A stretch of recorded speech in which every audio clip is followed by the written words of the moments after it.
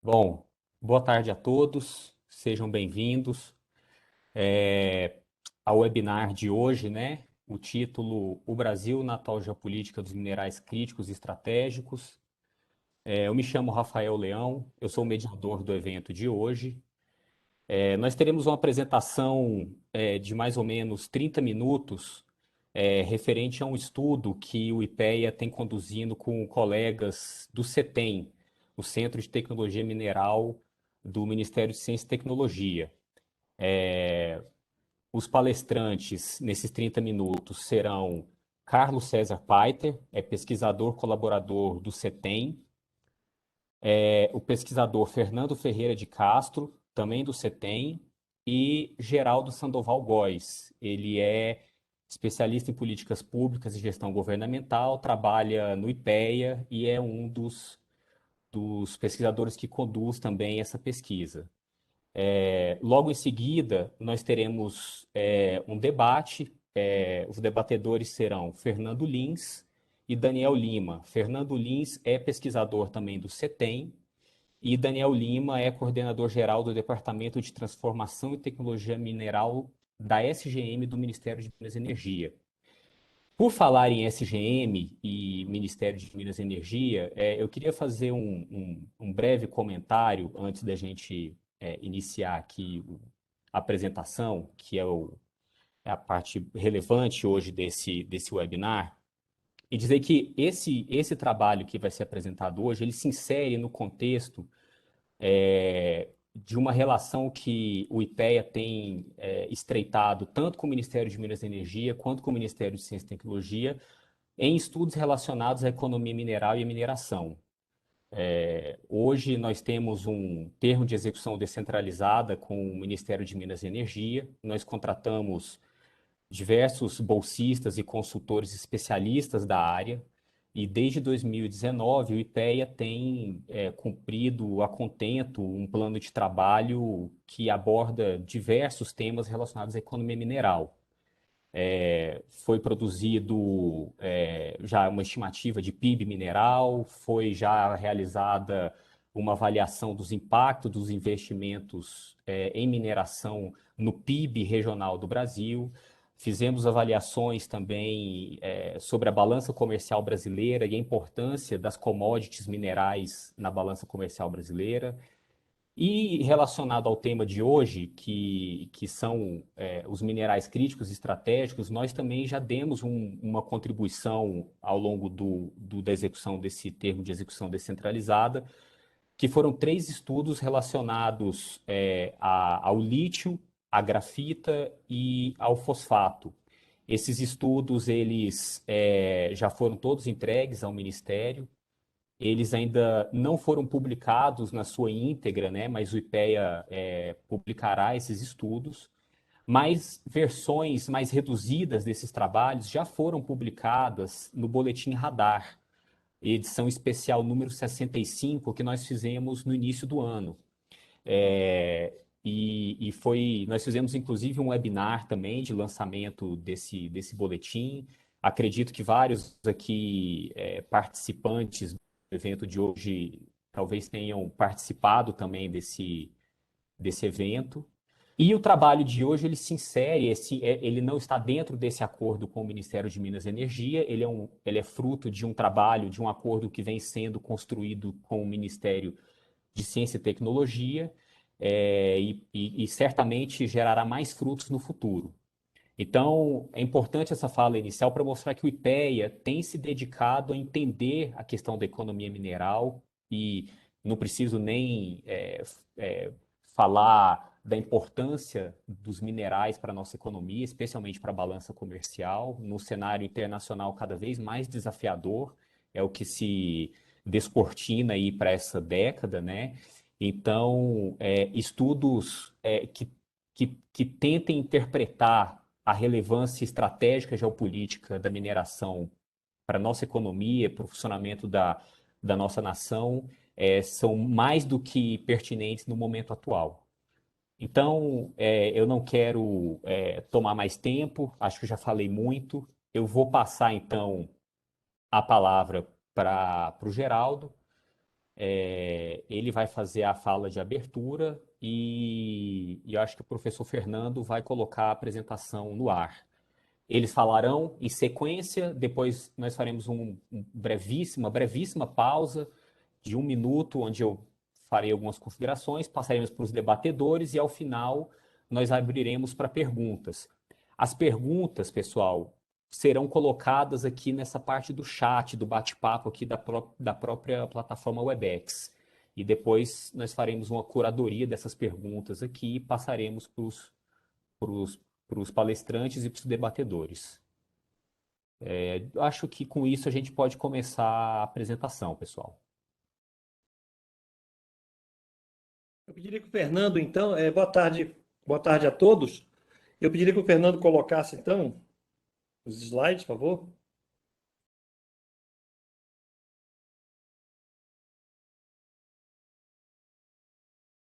Bem, boa tarde a todos. Com muita satisfação, né, que a gente está nessa tarde de hoje fazendo o nosso webinário, o webinário IPEA sobre o Brasil na atuação geopolítica dos minerais críticos e estratégicos, né? Agradecer, Rafael, a sua coordenação, né, na área de economia mineral, que tem levado, né, junto na DISET, essa pauta tão importante, né, que é para o país, né? E essa oportunidade é um prazer estar com você, ter você como moderador nessa tarde de hoje. Eu gostaria, antes de pontuar, né, a nossa apresentação, de que esse trabalho ele é fruto de uma agenda de pesquisa realizada pela Diretoria de Macroeconomia, pela DIMAC, né, e o Centro de Tecnologia Mineral, através de um grupo de pesquisa chamado, que inicialmente chamou-se Ecomin, depois Economia Mineral, Ecomin, depois NETMIN, que é um grupo do CNPq que está sob a coordenação do CETEM, né, no CNPq, isso no diretório de pesquisa do CNPq. E esse grupo de pesquisa, ele incorpora não só pesquisadores do IPEA, né, mas também e do CETEM, como o professor Patti, como o Fernando Lins, como o José Sena e a Mônica Monerá, mas também esse grupo de pesquisa, o NETMIN, também tem pesquisadores como a professora Elizabeth Reimão e também a professora Lígia Bergot, da Federal do Pará, né? E também pesquisadores da área privada, do IBRAM, né? A Cíntia, né? E também a Patrícia Pego, do Ministério da Minas e Energia. Então, na verdade, é um grupo, né, de instituições públicas e privadas que está realmente produzindo, né, na área de economia mineral. Basicamente, em 3 áreas. Na área de economia estratégica, que é o seminário de hoje, mas também na área de macroeconomia mineral, que em breve o CETEM lançará, da série de estudos e documentos, um estudo sobre de macroeconomia mineral, que será uma publicação conjunta CETEM e IPEA, né? E também tem outras áreas também, né, de acompanhamento da atividade mineral durante a epidemia de Covid-19. Então, basicamente, essas são as 3 áreas de pesquisa que o NETMIN tem se dedicado esses 2 anos, de 2019 para cá, né? Agradeço a presença e aqui os outros autores, né, que é o professor Carlos César Paita e do Fernando Castro, né? Então, vou iniciar a nossa apresentação. Na nossa sequência, como falou o Rafael, eu vou falar rapidamente, né, a parte introdutória, né, depois o professor Paita e o Fernando vão fazer, né, e a conclusão o professor Paita vai encaminhar, né? Agradecer também a presença do Fernando Lins, né, e do Daniel Lima, né, que é importante a gente ter essa interação, né, com a administração, né, com os ministérios, né? Vou começar então, obrigado. Né? Fernando, podemos. Bem, o roteiro da nossa apresentação, tá? Haverá uma introdução, uma breve introdução, os antecedentes da nossa pesquisa. No item 12, diversos conceitos minerais críticos. No item 3, matérias-primas críticas ou estratégicas e as políticas nacionais da China, dos Estados Unidos, da União Europeia. Depois, exatamente, o caso de minerais críticos e estratégicos para o Brasil, particularmente o setor mineral brasileiro e a relação de comércio internacional e os minerais estratégicos do Brasil. Esse é o roteiro da nossa apresentação de hoje. Tá bom, Fernando? Bem, em relação à introdução e antecedentes da pesquisa, né? O estudo da cadeia produtiva dos materiais críticos brasileiros basicamente, teve a introdução, teve a contribuição dos estudos de caso nióbio, que foi um estudo feito pelo CETEM e pelo MCTI, dentro do contexto do diálogo União Europeia-Brasil. E como eu falei agora anteriormente, está dentro dessa parceria CETEM e PEA. Né? O objetivo do nosso texto, desse texto para discussão, que será brevemente lançado, é basicamente 3 objetivos. Né? Discutir o aspecto das políticas internacionais na China, Estados Unidos e na União Europeia, avaliar a evolução das políticas e os estudos setoriais recentes, né, sobre esses bens minerais estratégicos do Brasil. E o terceiro objetivo é apresentar o estudo de casos do nióbio brasileiro. Né? O caso do nióbio brasileiro não trataremos hoje, especificamente, na nossa apresentação, mas ele faz parte, né, do texto para discussão do TD. Ok? Por favor, Fernando.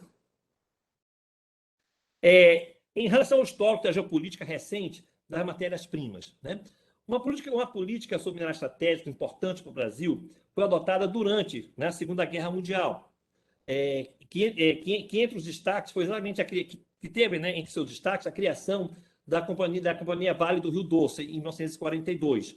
Né? O Brasil, basicamente, era uma economia essencialmente agrícola, né? E foi exatamente nesse esforço da Segunda Guerra Mundial que o Brasil apostou exatamente uma política de industrialização.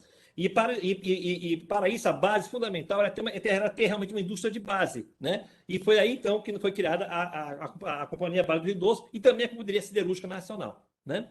Logo nessa mesma época. Então, até a década de 80, as chamadas superpotências econômicas mundiais, elas valorizavam exatamente suas estratégias de segurança nacional e mundial para justificar, né, a sua participação e mesmo a interferência nas políticas sobre os recursos dos outros países. Era muito comum aquela atuação geopolítica de dominar espaços, né, espaços, principalmente países do terceiro mundo, onde tinha exatamente as jazidas desses minerais considerados estratégicos pela superpotência.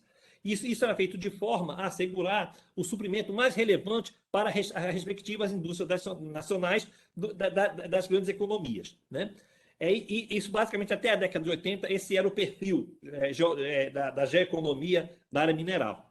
A partir da década de 90, com toda a questão exatamente do fim da ideia de um Estado centralizador, de tomador de decisão, de uma economia muito dirigista, né? A partir da década de 80, e o efeito da globalização na mineração mundial incentivou que as empresas, então denominadas multinacionais, adquirissem, na verdade, participações em outros países, deslocando-se para os locais onde estavam localizadas as mais importantes jazidas e depósitos minerais. É nesse momento, inclusive, que a gente vê aquela questão da mineração na África, por exemplo. Né?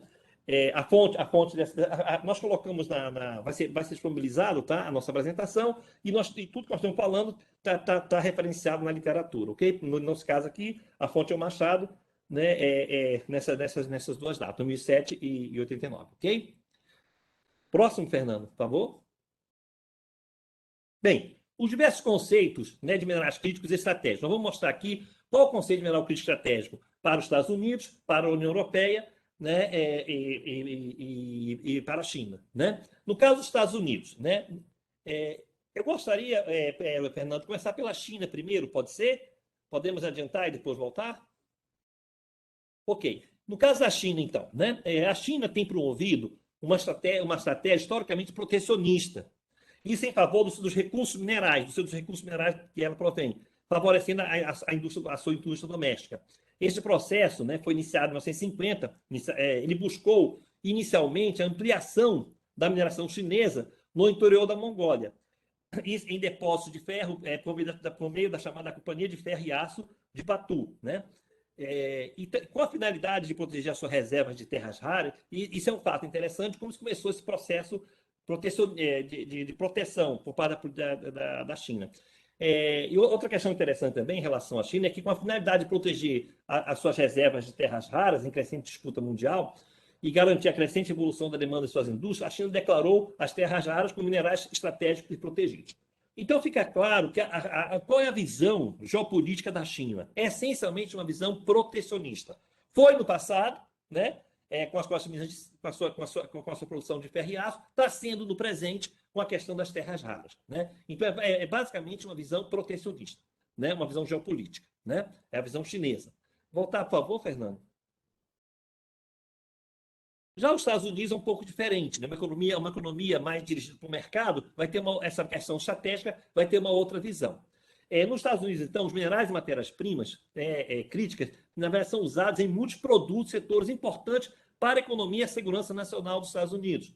Portanto, o fornecimento garantido de minerais e materiais essenciais e a resiliência de suas cadeias de suprimento são essenciais para a prosperidade econômica e a defesa nacional dos Estados Unidos.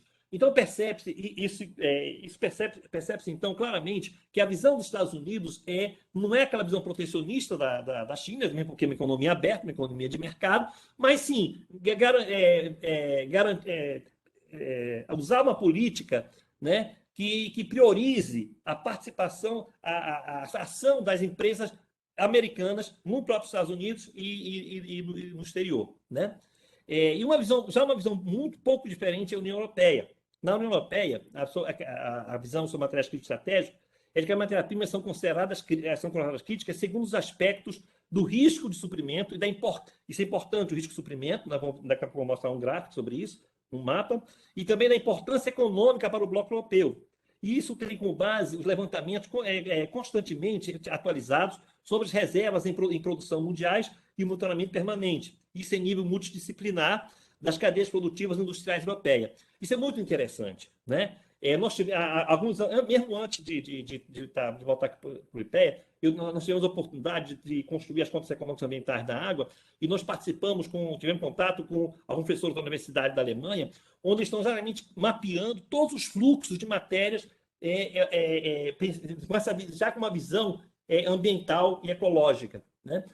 Então, essa é a visão realmente da União Europeia, né? A questão do mineral estratégico com uma pegada de ESG, né? De governança ambiental e social, né?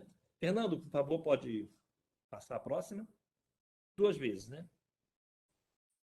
Depois da China. Sim. E eu vou falar muito já estou terminando a minha apresentação, quero passar a palavra para o pai, para o Fernando e para os nossos debatedores.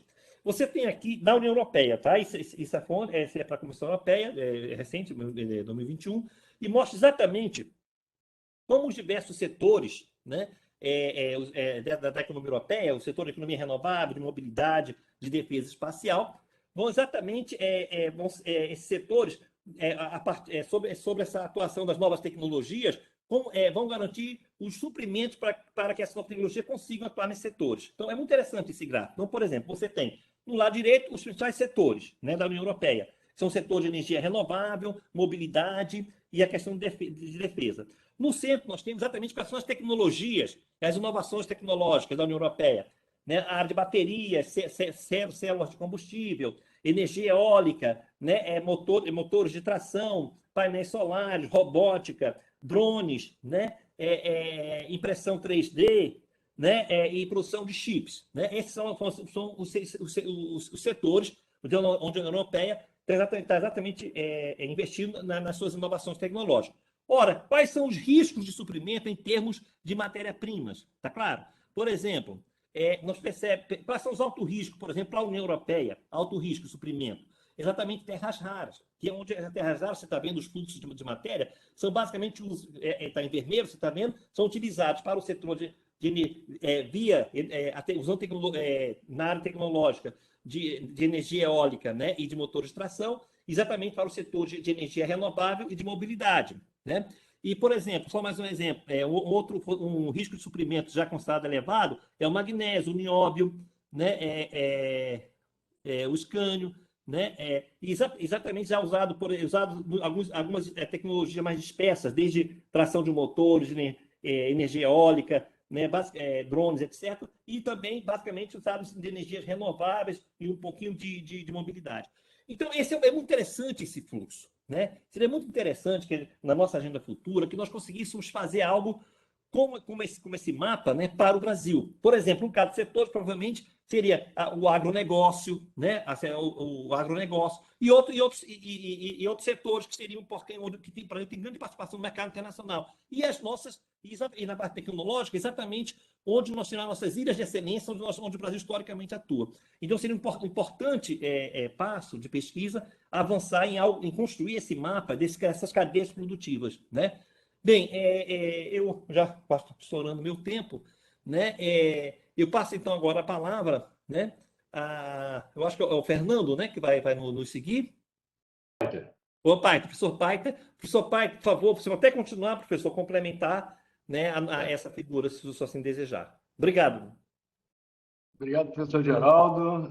Obrigado, Rafael.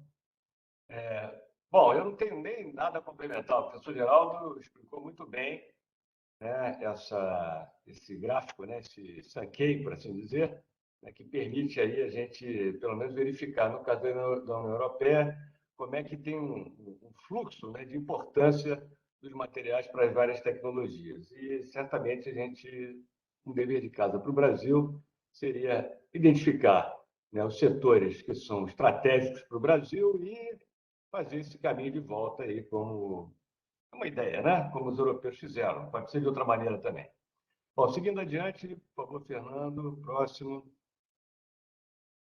Bom, então, nessa dança mundial aí dos minerais críticos ou estratégicos, né, também tem esse mapa da União Europeia que nós estamos aproveitando e que ele mostra como é que está a concentração, né, o domínio, né, dos mercados ou da produção, domínio dos mercados, tipo assim, da produção, da produção da matéria-prima ou da manufatura ou semi-manufatura dessas matérias-primas aí que foram consideradas críticas para a União Europeia. Então, está lá apontado o nióbio, vocês estão vendo no Brasil.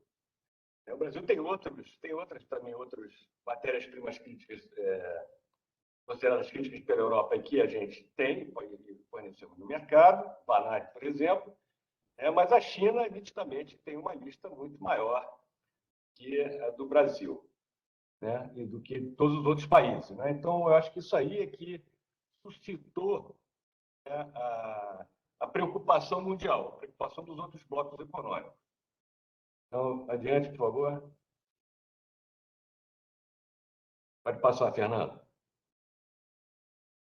Bom, então, voltando um pouco ao que o professor Geraldo falou, né, tem aquela lista lá, né, da predominância da China na produção ou no domínio, né, do mercado dessas matérias-primas.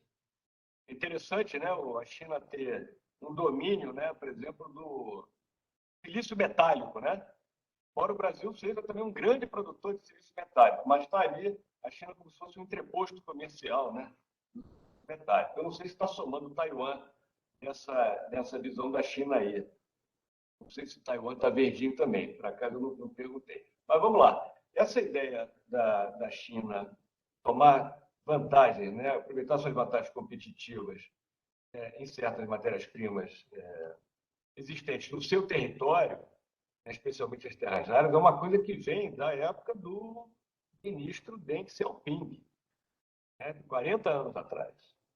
Né? Por acaso, você tem o Brasil, nessa época, era um grande produtor de terras raras, talvez até liderasse a produção de terras raras do mundo, né, que vinha principalmente das areias monazíticas. Mas as aplicações de terras raras, naquele momento, estavam muito no início. Eles anteviram tudo isso.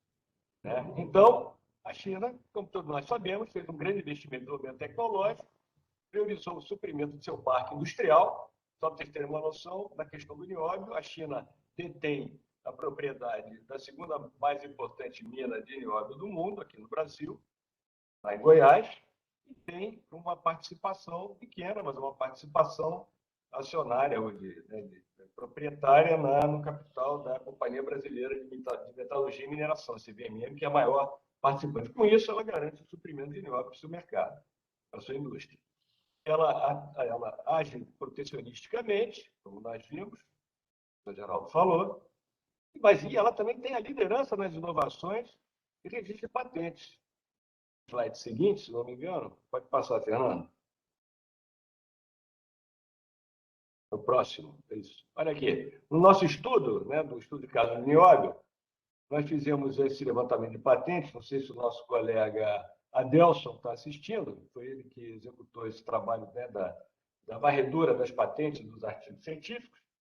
Então, aqui você tem do lado esquerdo, né, os aços, né, que são o principal mercado do nióbio, e a China com mais de, vamos dizer, aí, metade, né, das patentes, né, metade das patentes, talvez até mais, né?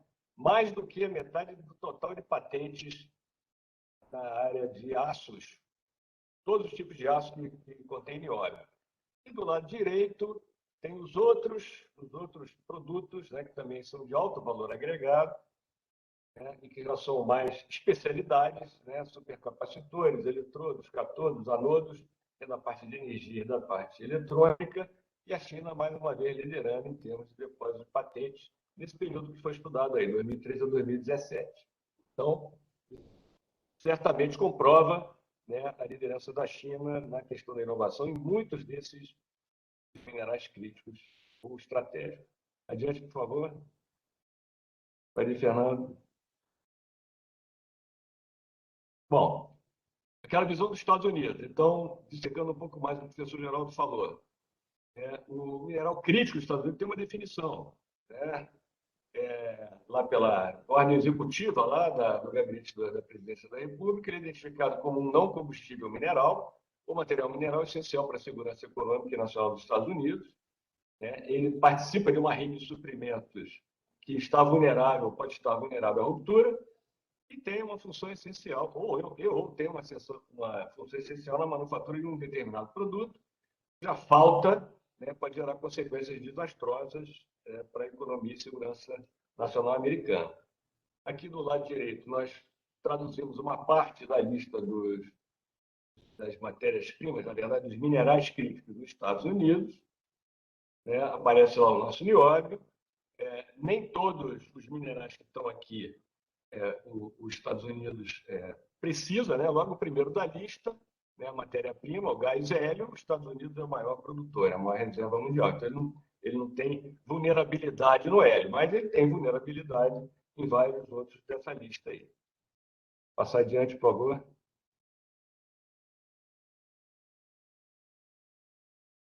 Bom, então, os estudos lá para os Estados Unidos são, a maioria deles, executados pelo United States Geological Survey, né, que é a agência geológica mineral americana, e eles estudam realmente a capacidade de produção, as demandas industriais, acompanham as reservas mundiais, eles têm o Mineral Commodity Summaries. Vocês estão vendo essa publicação aqui na lateral direita superior, né? Cada substância mineral está tratada a nível mundial. Onde é que estão as reservas? Quem são os principais produtores? Quais são os níveis de produção? Quais são as novidades no comércio exterior? Notícias, né, políticas também, tudo associado. É uma publicação muito interessante que eu acho que acaba ajudando todo mundo. Mas é claro que eles têm muito mais informação do que é publicado. Então, os Estados Unidos, além de fazer esse acompanhamento muito apurado, né, a partir do momento que ele determinou que, olha, estamos com problema, aumentou a criticidade de determinados minerais. Eles começaram a tomar outras medidas políticas também. Então, fizeram parceria com o Canadá e a Austrália, né, para trocar figurinhas, por assim dizer, e eventualmente poder contar, né, com as reservas minerais desses outros países, são grandes produtores, como o Brasil. Também passou a trabalhar mais agressivamente contra as políticas protecionistas da China. Um exemplo foi lá aquela questão no GATT, né, sobre as tarifas, né, e as cotas, né, da China, né, na verdade, na WTO, né, teve lá uma disputa intensa com relação às terras raras com a China. Depois, eles também fazem esse constante levantamento das vulnerabilidades, das reservas, e tem que lembrar que os Estados Unidos continua tendo os seus estoques estratégicos de vários minerais. Eles continuam com essa política desde a Segunda Guerra Mundial. Eles não acabaram com seus estoques estratégicos, continuam mantendo estoques estratégicos para eventualidades. Né? Próximo, por favor. Para acabar mais rápido. Bom, passando para a União Europeia, que foi com quem a gente trabalhou lá no estudo do nióbio, né, realmente eles têm um acervo, um Science Hub sobre matérias-primas, bastante completo, né? São dezenas de documentos, né, de todas as ordens, né, tudo que está conectado com a questão de matérias-primas, necessidades europeias, e está conectado porque é uma conexão. Vai conectando com tudo, com ciência e tecnologia, com a parte estatística, com a parte econômica, com a parte legal, né, com as relações internacionais, e assim vai. E eles fazem, esse grupo lá do Joint Research Center, eles fazem, né, através de um estudo muito detalhado, com mais de 60 matérias-primas, eles fazem lá, elencam quais são as critical raw materials da União Europeia, de 3 em 3 anos, 4 em 4 anos. A última lista é essa que vocês veem aí no canto superior direito, tem 30 matérias-primas, né? E eu não sei se, por exemplo, a borracha natural, por exemplo, está aqui, a borracha natural não é mineral, mas está aqui na segunda coluna aí, né, dos critical raw materials. Tá? Professor Painter, Oi. aqui é o Rafael. Desculpa interromper, só para o senhor encaminhar para a conclusão da sua parte, porque está Tudo bem. extrapolando pouco tempo. Tá, é só mais um slide, então. Vou passar só mais um. Vamos passar adiante. Último. Pode passar, Fernando. Bom, e o estudo é feito dessa maneira aí, né? O risco de suprimento quanto à importância econômica. O que eu queria pontuar aqui, que é importante a gente pensar e pensar para o Brasil também.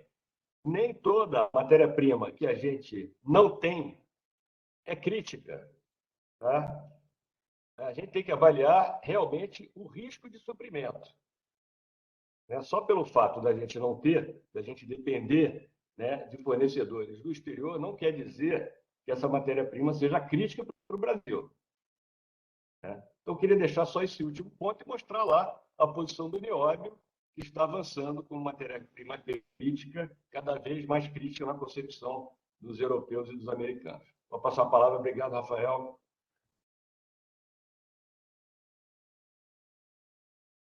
Agora é o Fernando. Obrigado, Paiter. Eu acho que agora é o Fernando, né? Sim, Isso. eu não consigo habilitar meu microfone aqui apresentando. Vocês estão me ouvindo?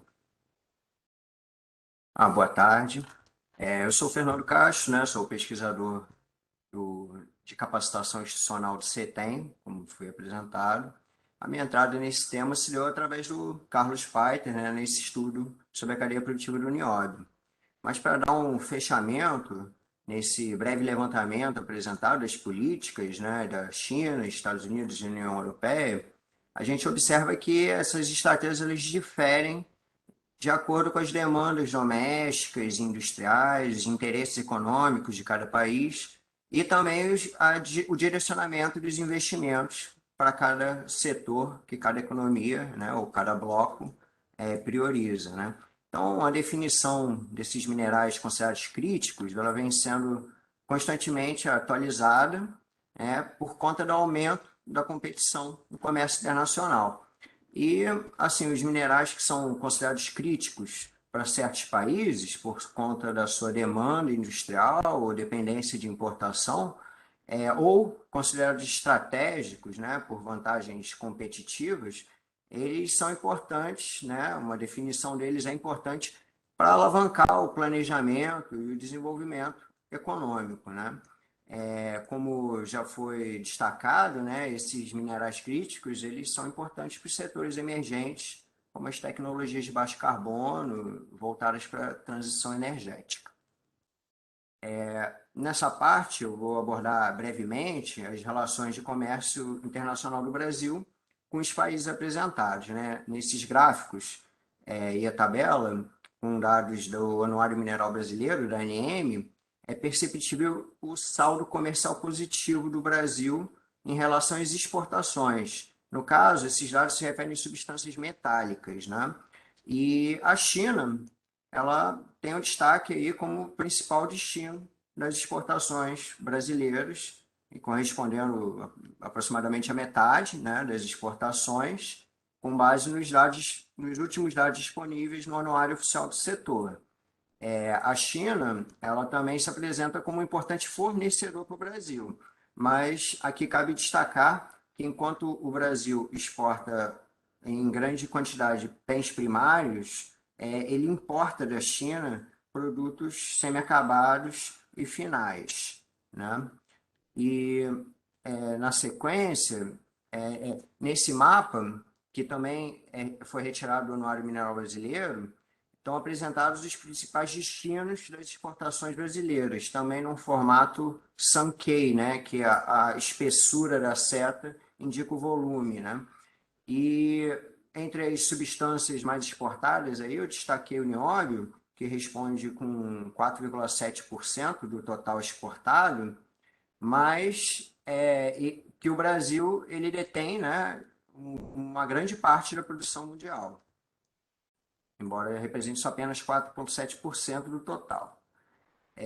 Nesses outros dois gráficos, que eu retirei do Sumário Mineral Brasileiro, também da ANM, verifica-se a participação do Brasil tanto nas reservas em produção como nas reservas conhecidas. Aí tem um grande destaque o nióbio, né, tá nas duas listas, mas o Brasil participa na produção e disponibilidade, né, muito forte no ferro, vermiculita, alumínio, tântalo e no vanádio, né, que estão atualmente entre as mais produzidas. Entre as reservas em potencial expansão estão aí as terras raras, o níquel e a grafita.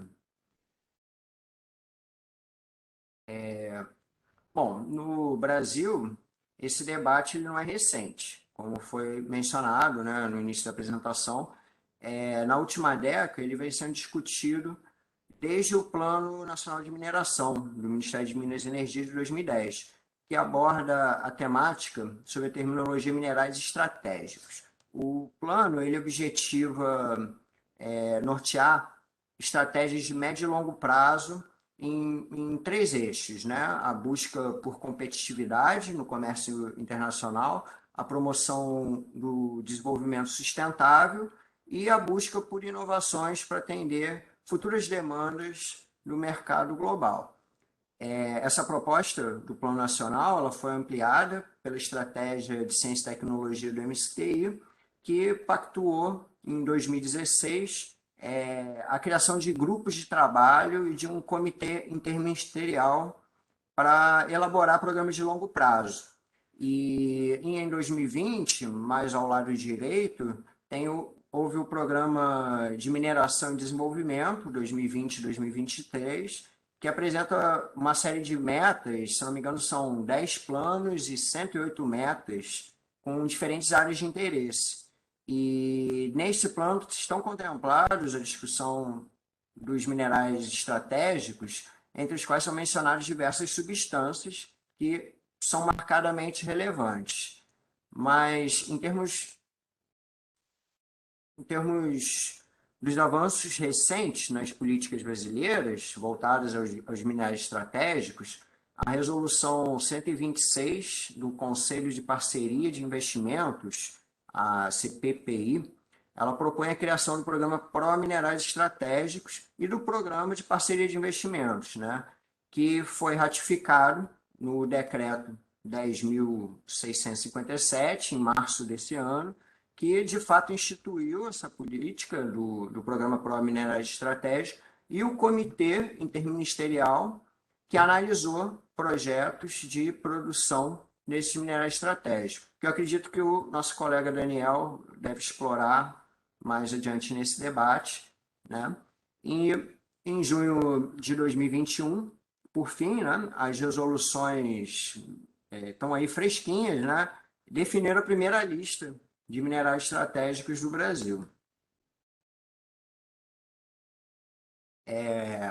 Essa é a primeira lista, promulgada oficialmente na Resolução 2, em junho desse ano, e ela ratificou a lista dos principais minerais estratégicos brasileiros nos três eixos, conforme vinha sendo estabelecido desde o Plano Nacional de Mineração, que são os bens minerais que o país depende de seu suprimento para setores vitais, carecendo, portanto, de importação, bens minerais importantes por conta da sua aplicação em produtos e processos de alta tecnologia, que também são chamados de minerais portadores de futuro, e bens minerais que o Brasil tem vantagens competitivas, por conta da sua vasta disponibilidade ou capacidade de atender o mercado.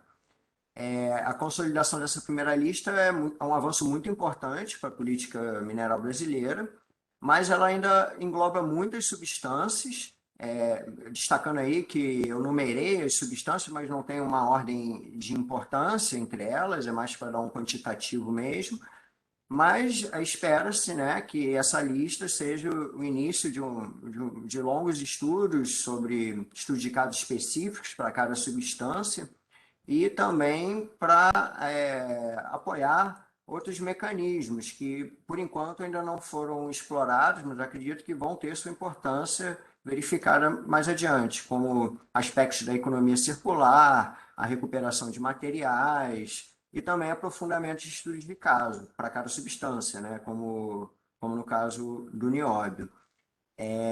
A seguir, eu vou passar a palavra para o Carlos Paiter, que ele vai concluir a nossa apresentação, apresentando um pouco desse relatório que nós produzimos sobre a cadeia produtiva do nióbio brasileiro. Posso passar a palavra para o Paiter?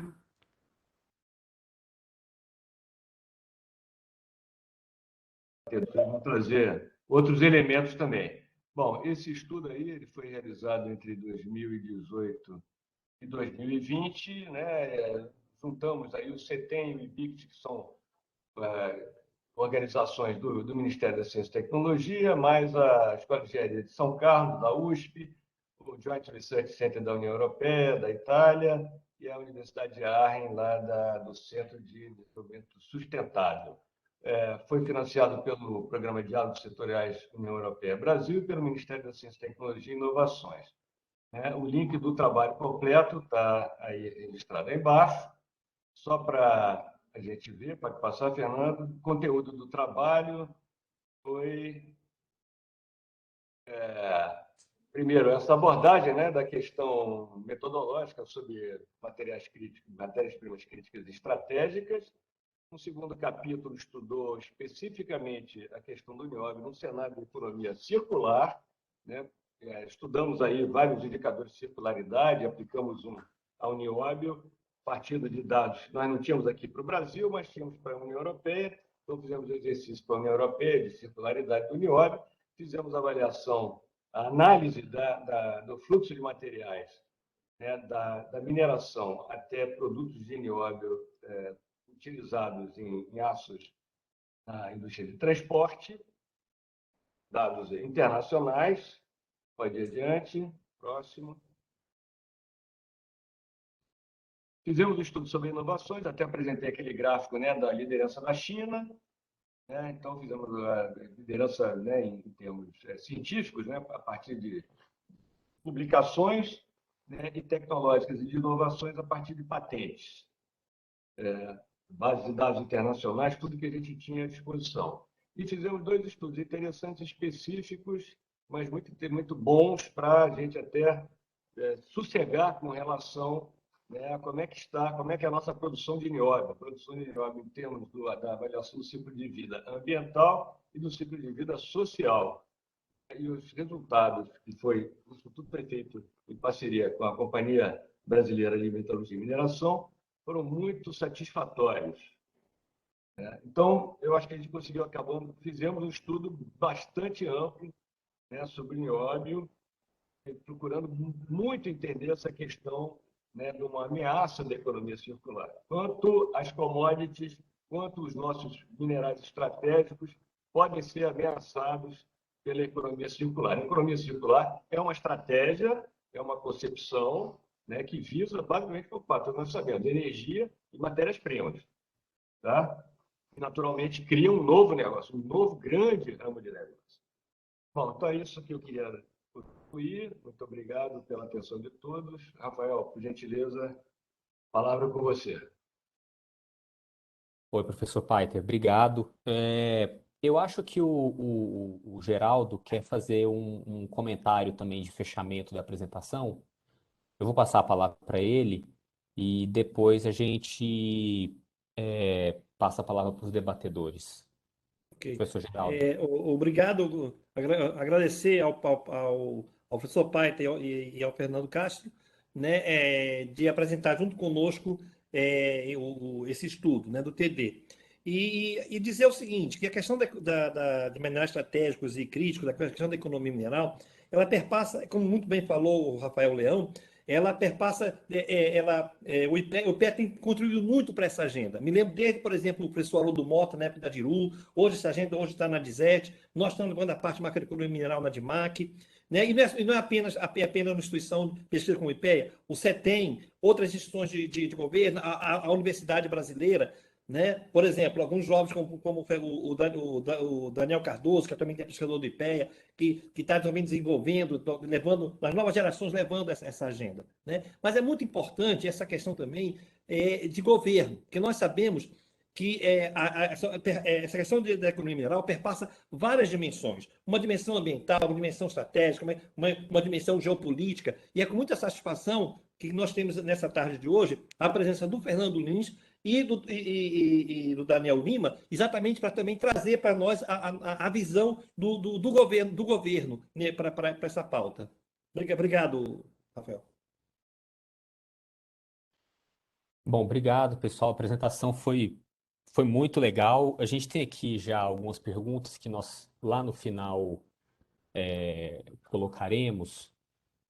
Antes de passar a palavra para os debatedores, eu queria, enfim, o moderador não é debatedor, mas uma coisa que me chamou a atenção é a China, novamente, né, ela aparece como um elemento central, né? Esse comentário, eu só estou fazendo ele porque a palavra geopolítica aparece na chamada do webinar, né? Não é apenas uma questão econômica, se temos ou não temos minerais estratégicos, qual é o conceito que nós, brasileiros, né, como no mercado, no governo, qual é o conceito de mineral estratégico? Não se trata apenas disso, né? O Brasil está inserido na economia internacional, o cenário internacional é cada vez mais desafiador.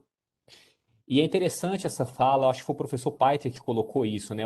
A China é a principal controladora da nossa segunda maior mina de nióbio e tem uma participação minoritária na nossa maior mina de nióbio. E não preciso nem falar do caso do minério de ferro, né? 70% da nossa exportação de minério de ferro, que é de longe o mineral mais relevante na nossa balança comercial, também vai para a China. Então, acho que fica aqui um pouco, de maneira alguma, uma perspectiva de pânico, mas é a ideia de que nós, no governo, precisamos ter um olhar estratégico sobre a formulação da política de minerais estratégicos, porque todos os ovos estão indo para a mesma cesta, né? E, enfim, sabe-se lá o que o futuro nos espera, em cenários geopolíticos cada vez mais desafiadores. Talvez, depois dos debatedores, esse tema pudesse ser minimamente comentado pelos palestrantes. Mas aqui eu não quero mais, eu não quero invadir a competência dos debatedores, eu não sou debatedor, então eu vou passar agora a palavra para os debatedores. Eu acho que o primeiro deles vai ser o Daniel, do Ministério de Minas e Energia, e depois o professor Fernando. E aí, enfim, fiquem à vontade para fazer suas considerações.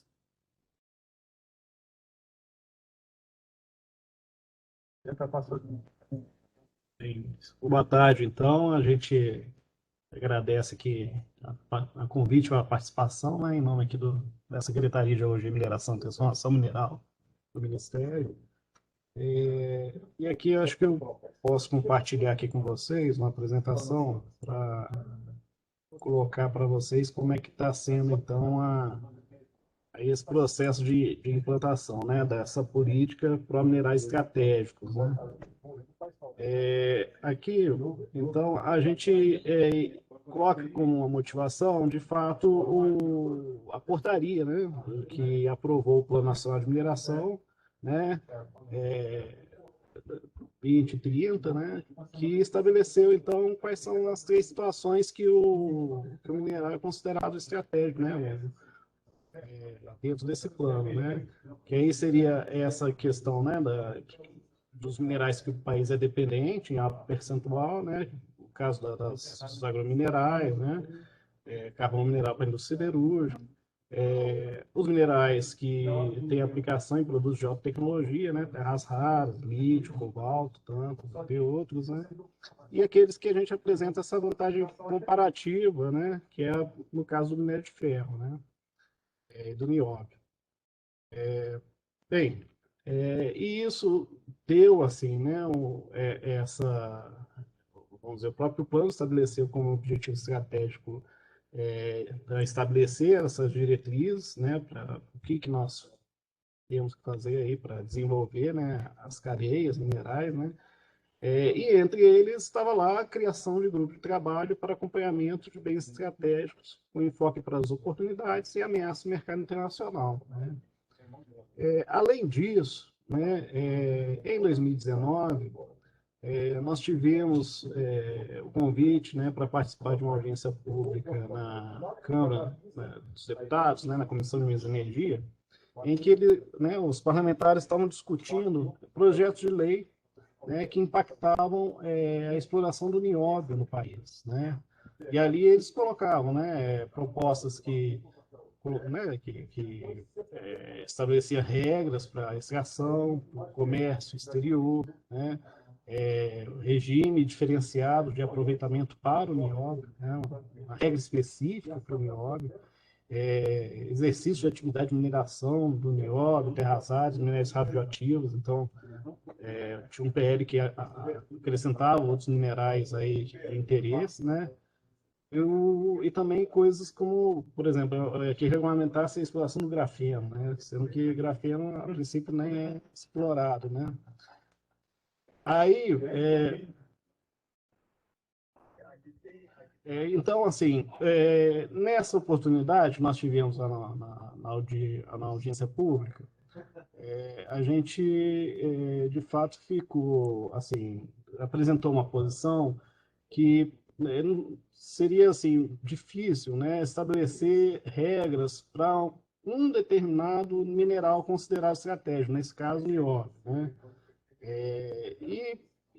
Assim, o ideal é que pudesse ser estabelecido, vamos dizer, de uma forma infralegal, algumas regras para se promover, né, esse aproveitamento, né? Senão a gente teria que estabelecer uma lei para cada mineral que fosse considerado estratégico em determinado período aí, né, nos próximos anos, né? E aí então a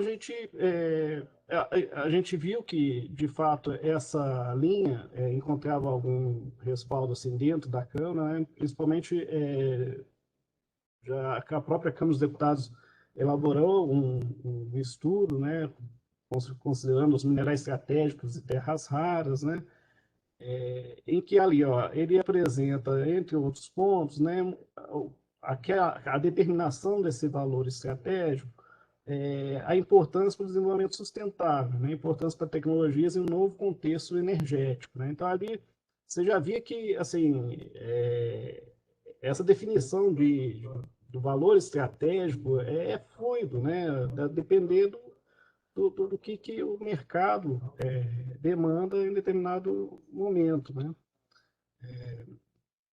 E assim, a gente viu que existe, né, essa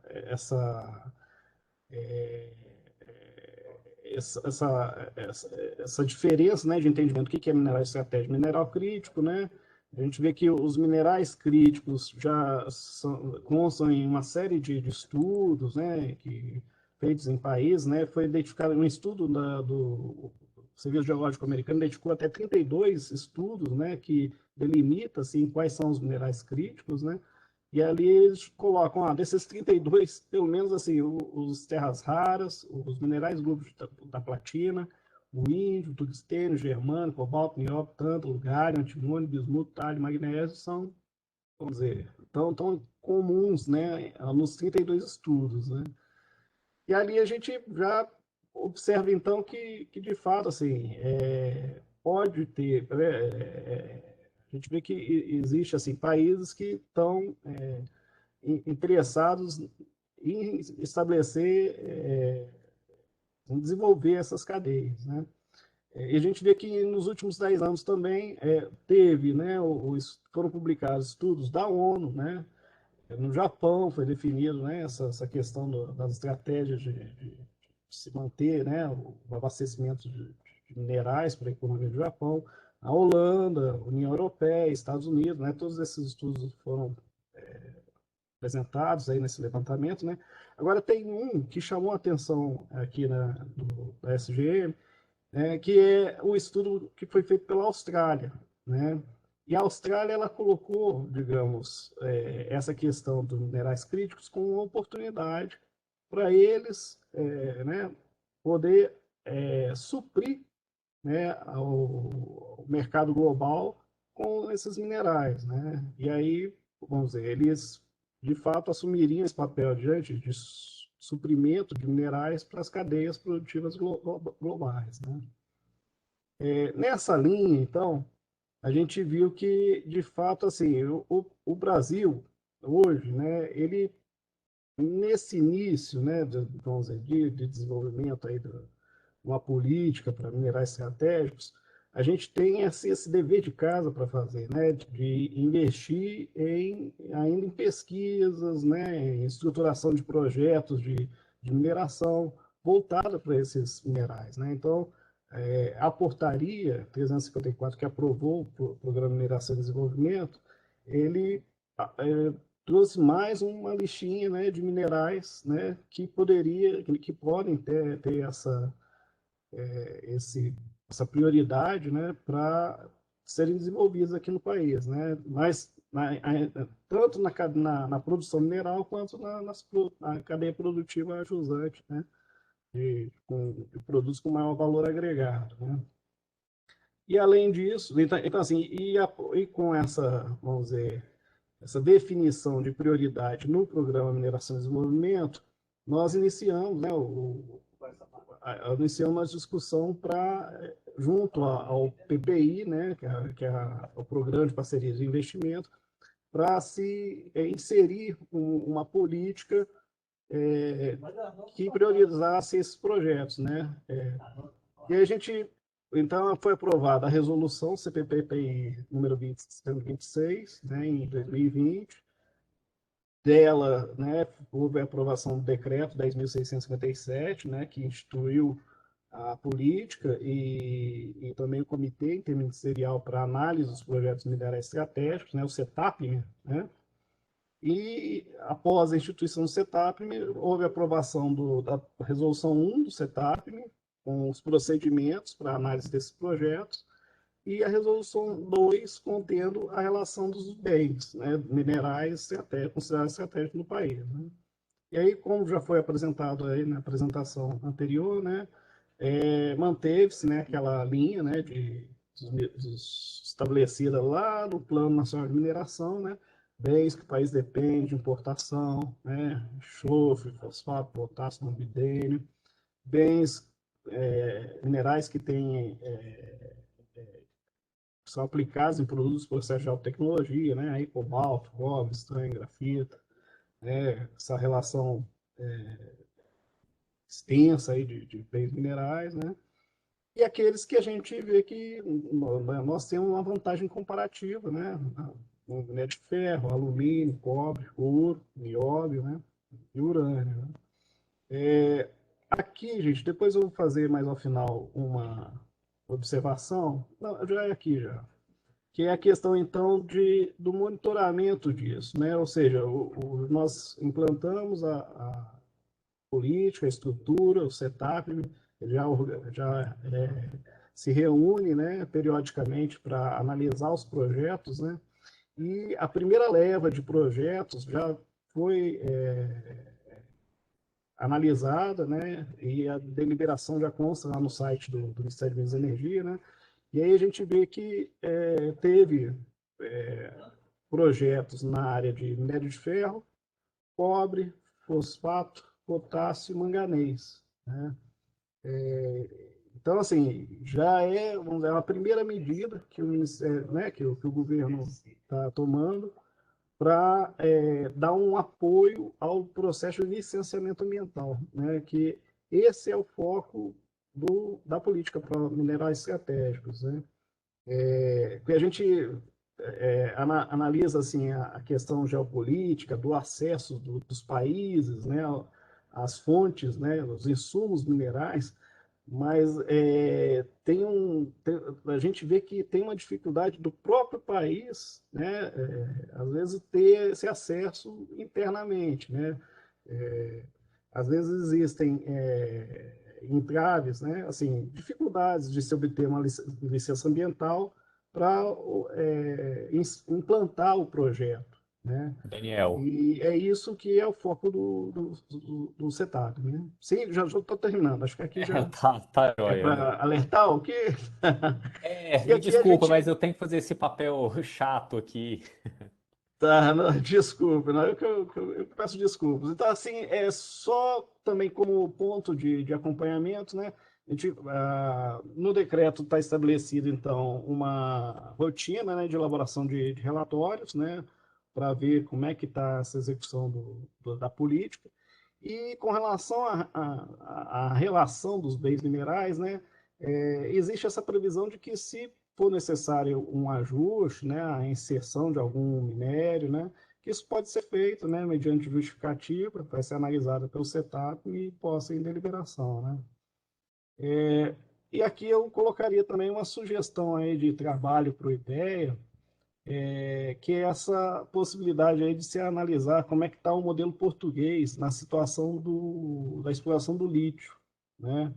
A gente vê que, no caso deles também, me parece que eles estão tendo problema de acesso, digamos, interno, né?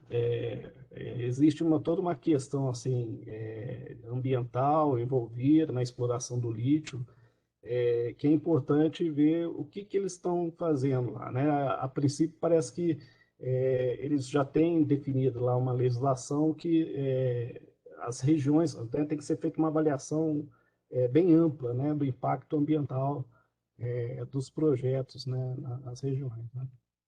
Eu acho que é isso, a nossa apresentação aqui. Muito obrigado pelo convite e pela participação. Oi, Daniel, obrigado pela apresentação. Eu acho que agora a gente pode passar a palavra para o Fernando Lins. Ele também faz suas considerações e depois a gente abre para as perguntas e comentários adicionais dos debatedores e dos palestrantes. Vocês estão me ouvindo bem aí? Estamos, pode falar. Então, boa tarde a todos vocês que estão aí, meus colegas de mesa aí, Daniel, Paita, Geraldo, Ano Castro, Cláudia. Prazer conhecer você, Rafael. A minha fala aqui, vou dividir em duas partes, 5 minutos cada uma, mais ou menos, um pouquinho de antecedentes e pontos que eu acho que devem ser reforçados para o presente e futuro, né? Futuro próximo, né? Não futuro de longo prazo.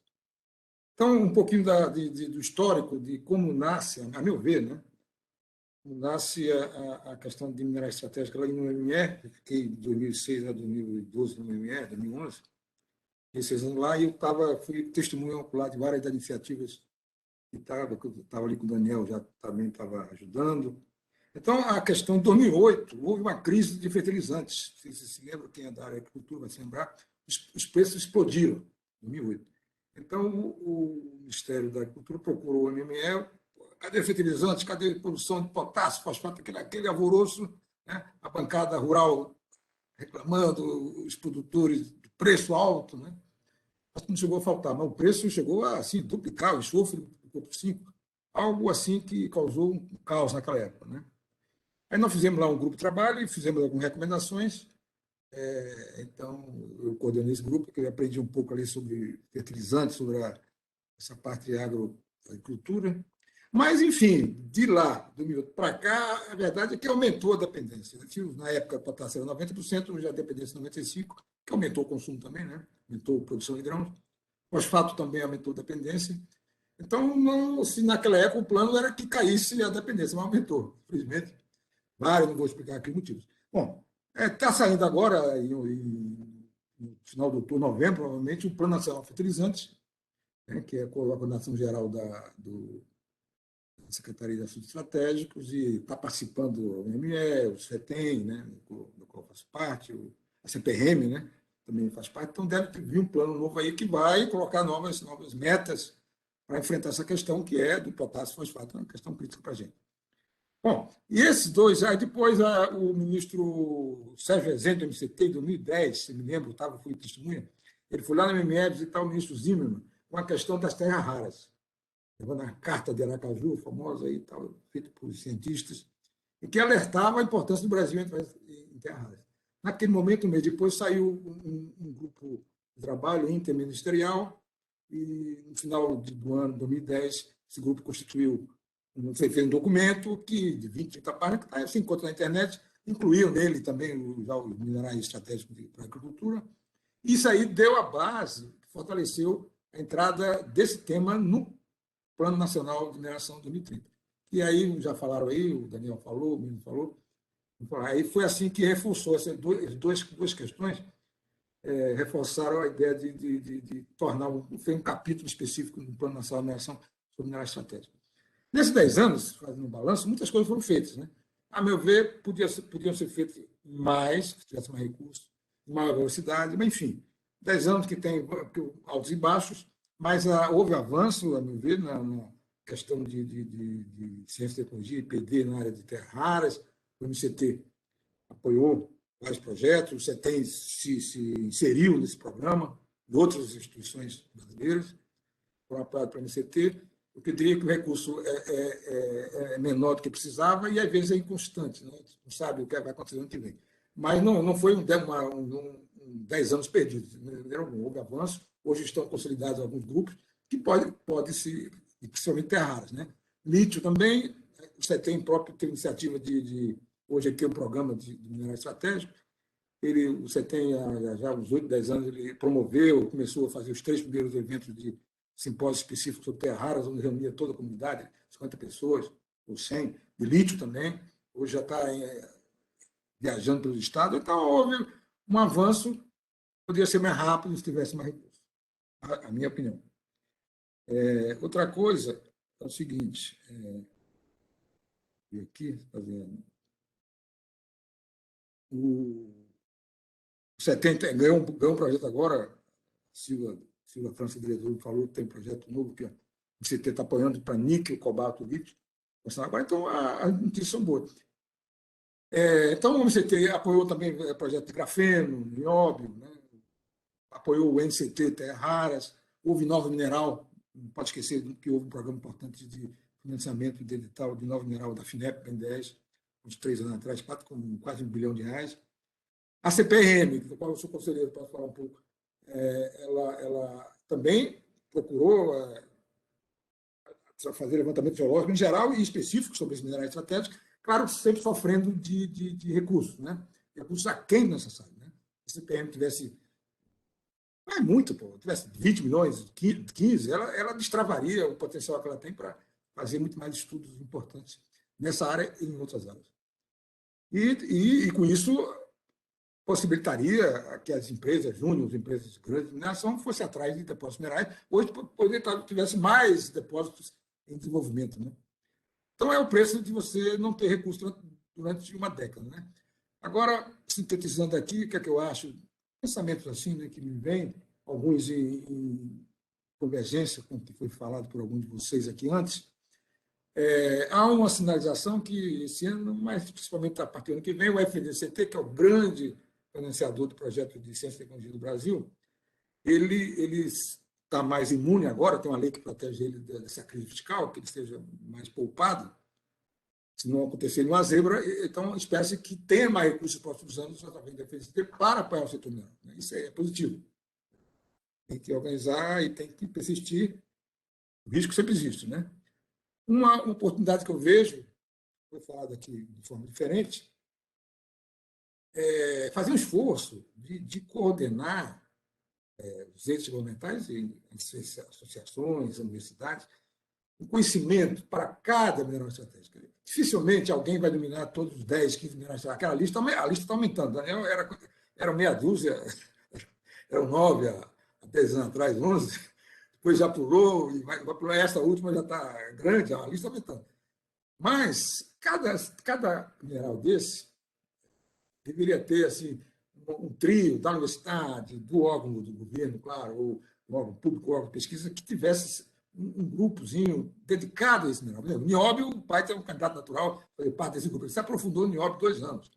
Né? Mas cada um desses teria que ter um grupo desse, um pequeno grupo, núcleo, pensante, né? Organizar não só a questão de... Porque a parte de P&D é outro desafio, né? Laboratórios, desenvolver pesquisa, etc. Mas digo núcleo pensante de estratégia, conhecer a estratégia dos outros países para aquele mineral. E cada caso, ninguém vai conhecer tudo. Então, você vai pegar a grafite e o grafeno, mas tem várias estratégias de cada país. Tem que conhecer a estratégia de cada país. Se eu estou aqui estudando lítio, eu vou ter que saber de Portugal, que vai para frente, aqui dos países da América do Sul. E cada um ter esse esforço de, com isso, você publicar, por exemplo, anualmente um relatório, um boletim que sirva de conhecimento e sirva para o governo se orientar nas suas políticas, para a empresa privada se tomar conhecimento das tendências, porque é um grupo delicado. Isso você faz com universidades e o preço é barato. Claro, o estudo de P&D é muito mais caro, porque tem laboratório, mas esse estudo de gabinete é muito mais barato. Você poderia promover e trazer uma nova geração de especialistas para essas áreas de economia de materiais, de minerais. Até eu esqueci de comentar, viu, Rafael? Fico satisfeito que a IPEA esteja voltando a essa área de mineral. Quando eu estive no ME, eu não tive apoio, porque na época a IPEA não fazia nada sobre isso, né, nesses anos que eu estava lá. E esse retorno foi catalisado até pelo Vidigal, aí, quando estava na secretaria, que fez o TED, tudo. Eu acho que é uma iniciativa bacana que pode deixar o IPEA uma instituição importante para refletir sobre esses temas de inteligência, de mercado, etc. Né? Fazer redes para sair com especialistas cada área, definir iniciativas mais aí para a área industrial. Se você avança ou não avança, o que é que o Brasil quer? Você tem que ter aí um projeto de país. Ele quer ser o fornecedor primário o resto da sua vida? Pergunta. Se for sim, esquece muita coisa. Então faz, exporta bruto. Ou no outro extremo, né? Eu já tive um sonho, um sonho assim, um sonho que eu tive, foi sonho mesmo, eu não sei porque eu estava pensando em política industrial, eu sonhei que lá de Carajás saía assim, o trem com automóveis e satélites, com até São Luís para exportar. Então, essas coisas, é esse outro extremo, né? O mundo não é assim. Mas, para cada um desses, você pensando, vendo quais são as vantagens naturais e as vantagens competitivas, e tendo, você pode ter uma política específica para cada um, para avançar até o meio da cadeia, ou aqui não tem chance mesmo, etc. Estudar, entender os nossos competidores, tipo, como o Daniel falou, a Austrália, então até um pouco mais recente que esse, Daniel, que está investindo 40 milhões de dólares, 30, 40 milhões de dólares, para ser um fornecedor do mundo. O Brasil vai entrar nessa, se ele quiser. O Brasil, parcialmente, é um concorrente da Austrália, da África do Sul, para ser fornecedor, do Canadá. Né?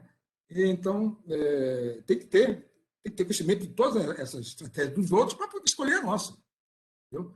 Isso é um trabalho de coordenação, gente. Não é cada um fazendo por si e colocando, eventualmente, no seminário ou colocando um paper. Eu acho que isso está faltando.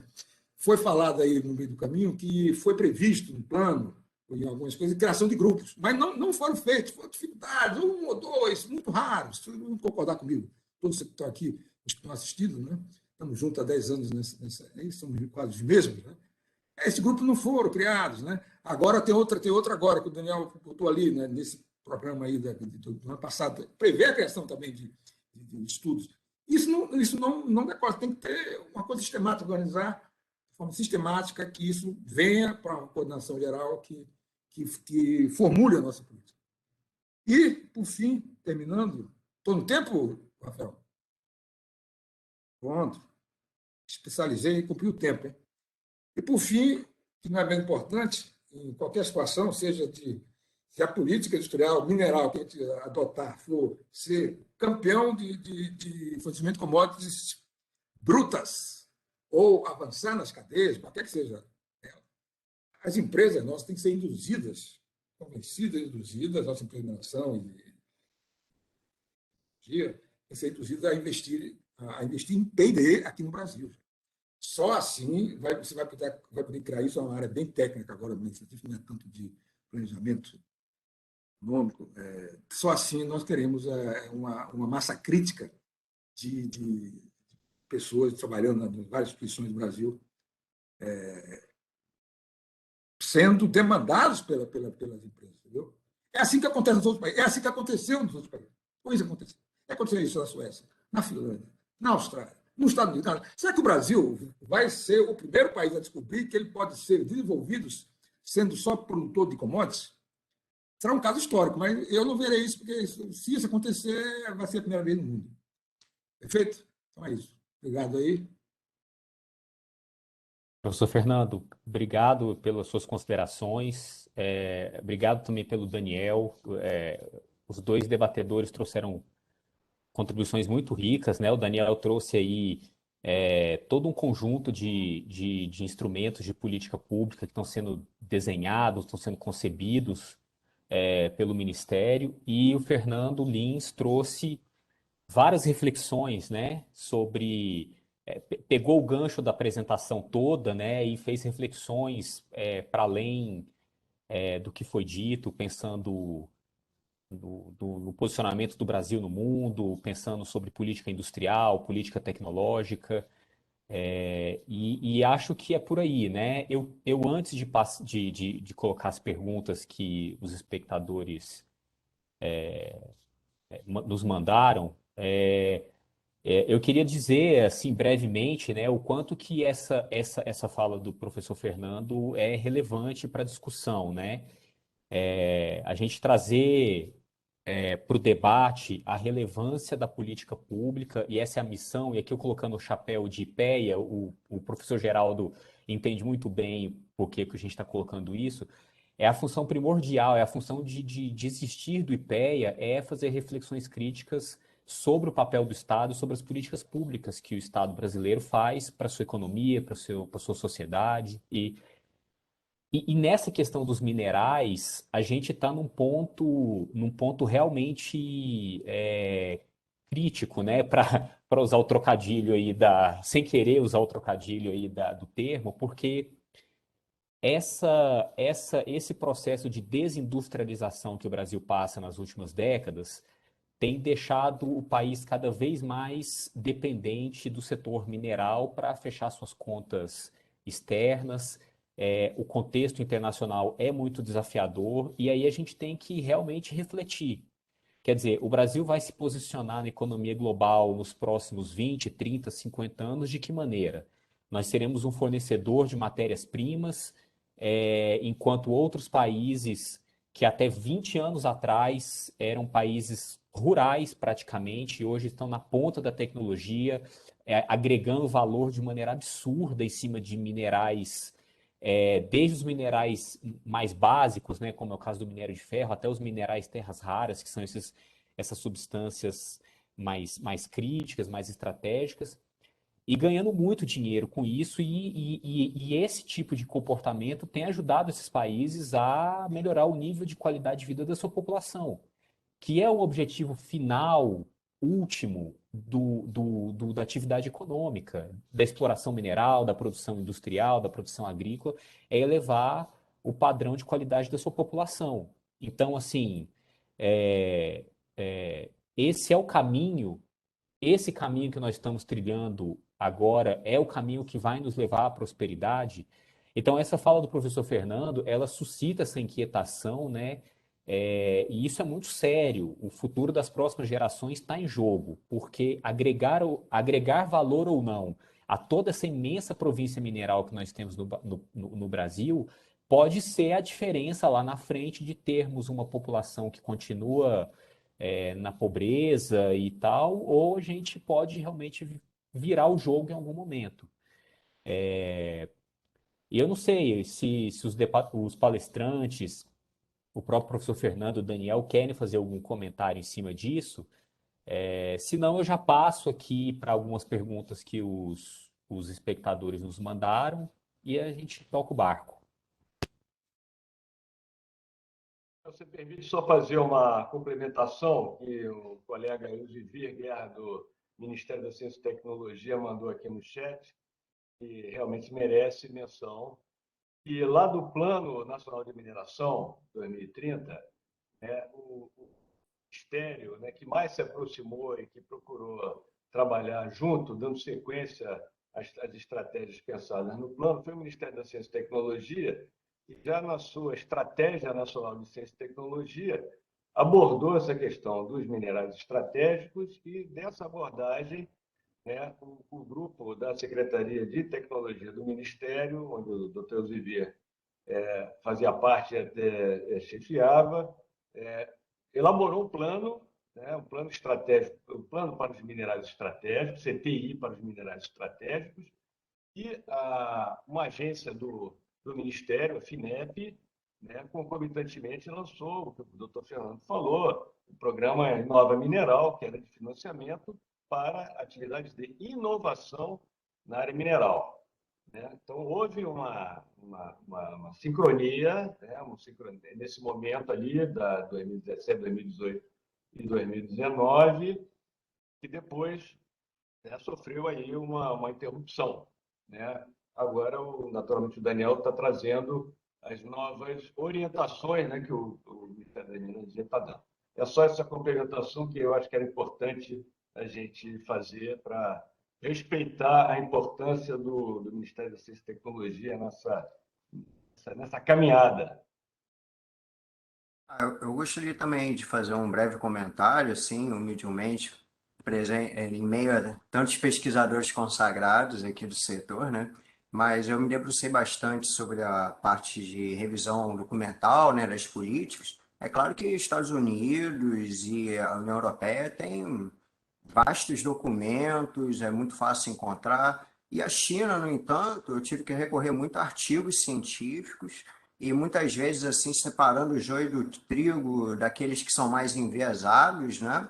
Mas eu percebi, assim, em umas análises mais frias, que a China, embora ela tenha uma visão protecionista de seus recursos, pegando um pouco o comentário do Daniel, não, do Rafael, ela tem uma estratégia bastante agressiva de se inserir nos países detentores, né, de reservas importantes e comprar empresas ou participações nessas empresas, né, e investir em tecnologia, mas ela acaba investindo uma tecnologia num outro país, mas ela investe em si mesma, na verdade. Ela desenvolve a tecnologia no seu país, leva para outro e não tem essa troca, né?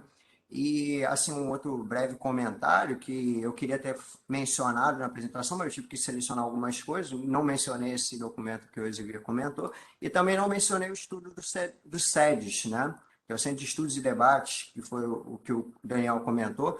E esse estudo eu achei, assim, muito interessante, muito abrangente, tem, assim, centenas de páginas. E naquela parte do valor estratégico, né, eu acho que fica aí uma dica para, de repente, possíveis futuros estudos, porque ele divide, eu até resgatei ele aqui, ele tem categorias, né, a criticalidade geológica, concentração da oferta, demanda, e ele, para cada categoria e para cada substância, ele estabelece um nível médio, alto, baixo. Então, acho que esse poderia ser um próximo avanço para a lista de minerais críticos ou estratégicos brasileiros. Só isso. Eu gostaria Obrigado. também de fazer uma breve colocação. A dificuldade que nós tivemos quando fizemos nossos estudos, né, de macroeconomia mineral, da geração de dados. A periodicidade dos dados da área mineral deixam muito a desejar. Né? Dados, por exemplo, só relativo a um semestre, coisa desse tipo. Né? Um exemplo, né?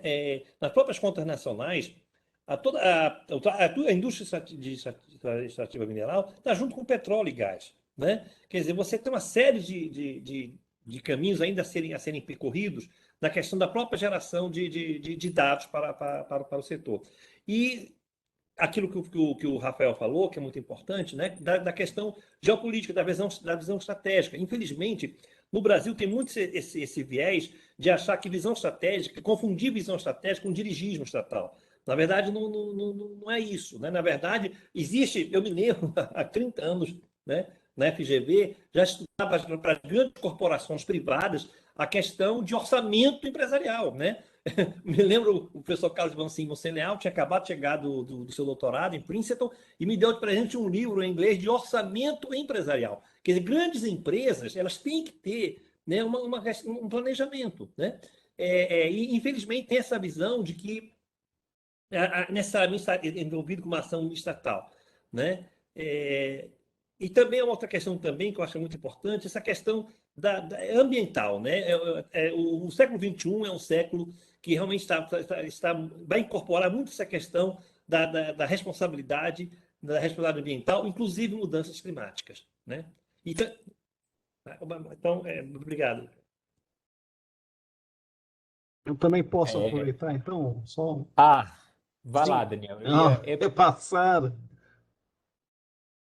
Não, é Vai coisa lá, rápida, Daniel. é coisa simples, é até assim, né, acho que colocaram outros aspectos envolvidos. Eu lembro de um que o próprio doutor Fernando Lins uma vez começou a fazer, né, uma conta, não sei se ele está lembrado, da questão da exportação de empregos, né? Ou seja, da intensidade de uso de mão de obra, né, Sim, os sim. diferentes elos da cadeia aí da produção mineral, né? E isso chamou atenção, estou vendo, Luiz, o seguinte, no momento que a gente iniciou esse trabalho, né, a secretaria estava muito tomada, né, energia direcionada para a questão do desastre, né, lá da barragem de Brumadinho, né, então foi um assunto que tomou muito aqui a energia da secretaria e aos poucos a gente está, né, dando um encaminhamento para as demais agendas aqui, né. E nós tivemos também uma interrupção, né, uma troca aqui da secretaria, né. Antes era o doutor Alexandre Vidigal, que abraçou muitos pontos, né, e inclusive a própria instituição da política para minerais estratégicos, né, e agora nós estamos com um novo secretário, que é o doutor Pedro Dias, né, que numa das primeiras reuniões que ele colocou um dos focos essa questão de melhorar a qualidade dos empregos no setor mineral, né, melhorar a questão da geração de empregos, né, via aí, desenvolvimento do setor, agregação de valor, né. Isso é um ponto importante que gostaria já também de deixar colocado aqui nessa nossa reunião aqui. Obrigado, Daniel. Eu queria. A gente recebeu algumas perguntas. O professor, o Geraldo, ele falou rapidamente da questão ambiental e teve justamente uma pergunta nesse sentido. A Jana Leal mandou a seguinte pergunta. Vou, vou ler para vocês aqui. Como as políticas ambientais e sociais são, no caso do Brasil, consideradas dentro do Plano Nacional de Mineração? Acho que. Eu preferia Daniel, colocar o Daniel plano Castro. que alguém, o Daniel ou o Fernando, né, falassem, por favor. Não, Daniel, só para ele tem alguns, o plano tem alguns guidelines, tem algumas diretrizes na área ambiental, mas como está sendo, como está acontecendo, você, claro, está muito mais a par que eu agora. Assim, a gente tem, né, um departamento específico, né, que é o Departamento de Desenvolvimento Sustentável da Mineração. E assim, atualmente, o foco está mais voltado com a questão, né, das áreas, né, da pequena mineração, né, ou seja, tentar dar condições, né, de trabalho, né, de acesso a áreas de mineração para pequenos produtores, né, e a questão também de regularização de áreas de garimpo, né, que é uma coisa que há muito tempo, né, já é o foco aqui da Secretaria e continua nessa linha, né, Grande desafio, né, se, Denis? Esse não é fácil. de se fazer a regularização, né, dessas áreas de garimpo. Por enquanto, eu acho que é isso. Seria interessante que tivesse participação na área específica aqui, é outro departamento, né, que lida com esse assunto, né? Nós aqui estamos no Departamento de Transformação e Tecnologia Mineral. Obrigado, Daniel. Bom, a gente tem uma outra pergunta, uma pergunta mais técnica, eu diria. O Marcelo Simas que mandou. Qual a diferença das terras raras LREE e HREE? É de leves e pesadas. A primeira é light, a segunda é heavier. Heavy. Light rare earth elements e heavy rare earth elements. Devido ao meio assim, o grupo é considerado pesado, né? Pesado é entre aspas, né? Mas um pouco mais pesado que as leves, né? Mas assim é uma classificação mundial dessa, porque os pesados têm determinados usos, etc., os leves outros. Os pesados geralmente são mais valiosos. Mas agora eu também fiquei um pouco assim, é uma Não, classificação baseada em questões químicas, é físicas, questão química, ou... de propriedades. Você tem 17 elementos, você rasga, tem um corte que não lembro qual é, a partir de um ponto é mais leve, a partir do outro é mais pesado. Certo. Você faz no Google, você acha fácil qual é o corte que eu não lembro. Divide o grupo dos lantanídeos, né? Começou aqui um pouco coisa de tabela periódica aí, né? Acho que muita gente vai boiar nessa, mas acho que a explicação é por aí, né? É uma questão química puramente, né? É. Pessoal, a gente chegou aqui às 5 horas. Assim, o evento estava marcado para acabar às 5. A não sei que alguém tenha mais alguma consideração a fazer. A gente não tem problema extrapolar alguns minutos, né? Se alguém quiser fazer algum comentário de fechamento, é bem-vindo. Mas, professor Fernando, quer fazer uma fala? Como eu tenho já que sair, correndo aí para a reunião lá da CPM, do Conselho de Administração, eu vou sair correndo aqui, mas vou dizer que foi uma grande satisfação essa reunião, viu? Muitos pontos importantes foram levantados. É bom ver o IPE aí engajado nessa questão mineral do novo, viu? Importante é uma instituição como o IPE estar presente. E eu acho, gente, que representantes aí do MME, eu não vou falar para o MCT, mas eu acho que certamente o pessoal do MCT apoiaria, o CETEM, claro, a estruturar melhor esses desafios, né, de estudos, né? Ver uma rede de conhecimento, usar a universidade. Com um edital de 1 milhão, 2 de CNPq, você junta tanta gente para estudar o assunto, traz gente para esse tema, entendeu? Não é caro e é importante, é fundamental para o futuro curto e médio prazo. É isso que eu ia incentivar. E me despedir de você foi um prazer, uma satisfação esse convite, tá bom? Me honrou muito. Eu vou despedir aqui. Obrigado, Tá bom? Fernando. Um abraço. Obrigado. Obrigado. Pessoal, se algum dos debatedores ou palestrantes quiser falar, é agora. Fale agora, o cálice para sempre. Um recado final, né?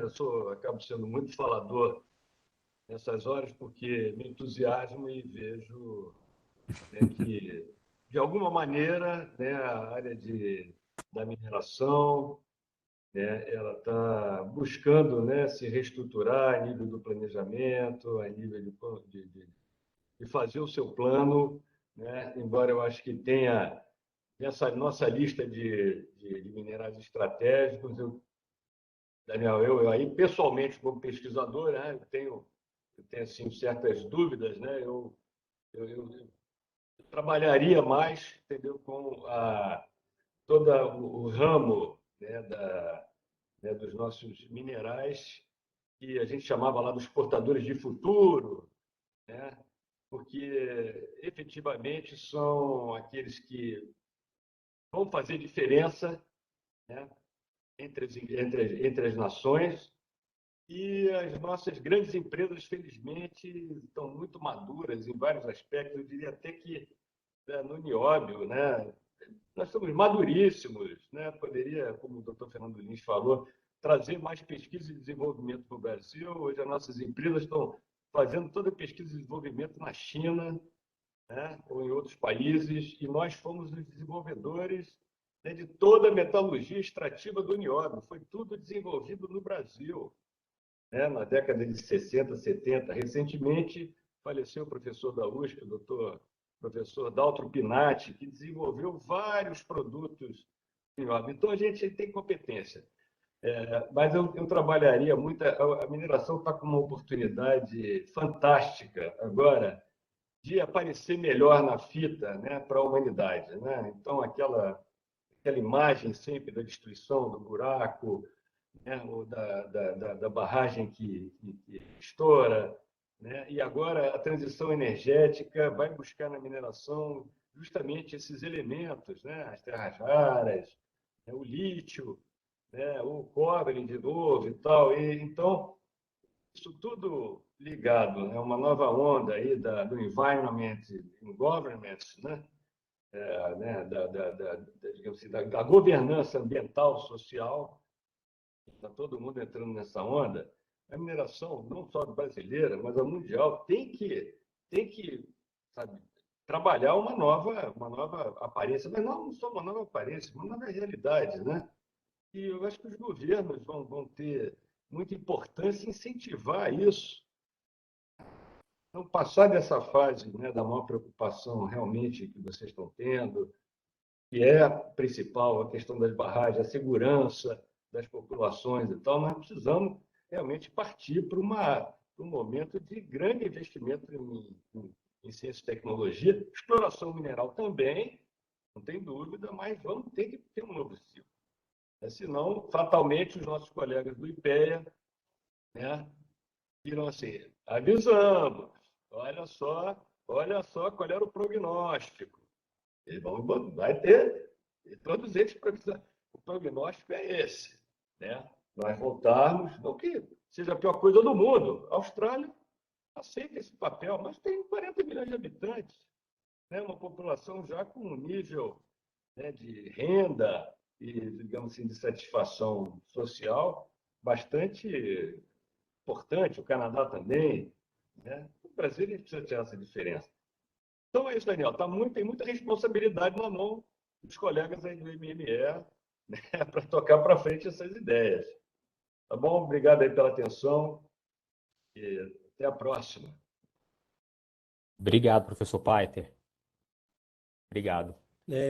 Rafael, só gostaria de agradecer, tá, a sua Diga. moderação, né, do evento, né, a participação do Daniel e do professor Fernando Lins, que está entrando agora para um conselho lá na reunião do conselho da CPRM, né, e aos colegas autores. Muito obrigado.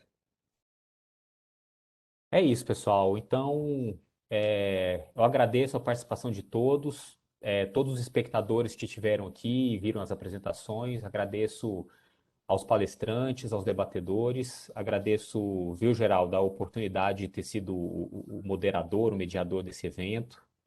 E dizer que é isso, assim, o recado final, né? O IPEA, ele, com as limitações que tem, mas o IPEA está pegando esse assunto de novo e vai dar a sua contribuição, tem dado já, né? E vai continuar dando sua contribuição para o tema. Então, uma boa noite para todos e vamos avançando nos trabalhos. Um abraço. Obrigado, um abraço. Um abraço. Obrigado, gente. Um abraço.